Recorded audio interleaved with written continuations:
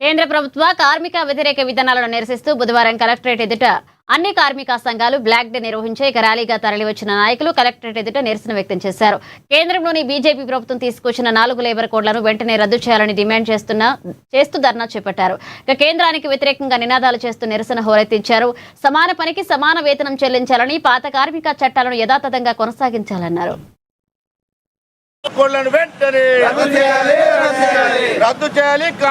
దేశవ్యాప్తంగా కేంద్ర రాష్ట్ర కార్మిక సంఘాల ఆధ్వర్యంలో కేంద్ర ప్రభుత్వం, బీజేపీ ప్రభుత్వం, మోదీ ప్రభుత్వం కార్మికులకు వ్యతిరేకంగా తీసుకొచ్చినటువంటి 44 కోడ్లను వెంటనే రద్దు చేయాలని, 44 చట్టాలను యథావిధిగా కొనసాగించాలని చెప్పేసి ఇలా కేంద్ర ప్రభుత్వంకు హెచ్చరిక జారీ చేస్తూ ఇలా దేశవ్యాప్తంగా కార్మిక సంఘాల ఆధ్వర్యంలో బ్లాక్ డే నిరసన ధర్నా చేపట్టడం జరిగింది.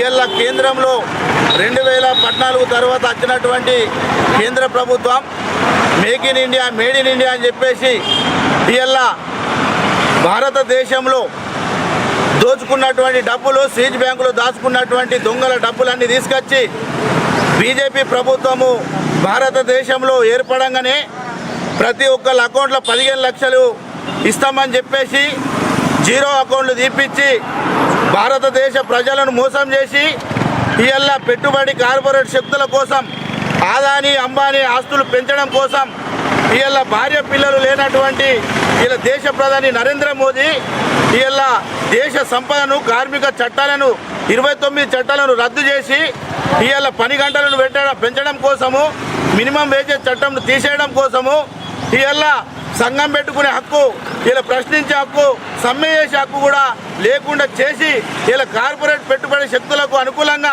ఇలా 44 చట్టాలను రద్దు చేసి 4 కోళ్లుగా తీసుకురావడం జరుగుతున్నది. ఇవాళ అమలు చేయాలని ఆయా రాష్ట్రాలకు ఆదేశాలు ఇవ్వడం జరిగింది. మేము రాష్ట్ర ప్రభుత్వాలకు విజ్ఞప్తి చేస్తూ ఉన్నాం.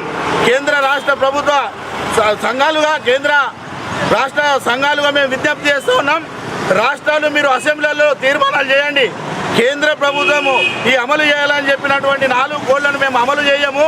కార్మికులకు వ్యతిరేకంగా